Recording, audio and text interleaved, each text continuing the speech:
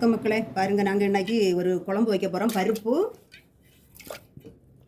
அரிஞ்சு வச்சுருக்கோம், ஒரு பாத்திரம், தக்காளி, 4 பல்லு பூண்டு, இவ்வளவு உள்ளி, சின்ன உள்ளி, இது இவ்வளவு குக்கரில் போட்டு வேக வைக்கிறதுக்கு அரைச்சி சேர்க்கணும்.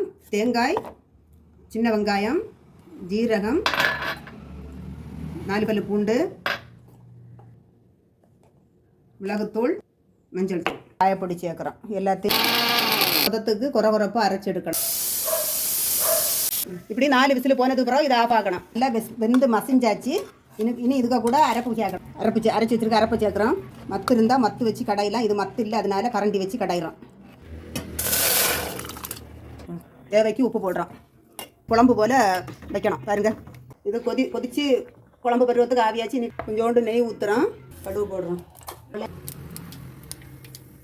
கடுகு பொரிஞ்சு வந்தாச்சு. பச்சை மிளகாய் போட்டாச்சு. தாளிச்சதில் ஊற்றிக்கிட்டு கடுகு தாளிச்சு ஊற்றி கருவேப்பிலையும் போட்டாச்சு. திறக்கும் போது கமகமாக வாசம். இதில் ஒரு பருக்க சோறு கூட மிச்சம் இல்லாமல் நிறைய சாப்பிடலாம். லைக் பண்ணுங்கள், ஷேர் பண்ணுங்கள், சப்ஸ்கிரைப் பண்ணுங்கள்.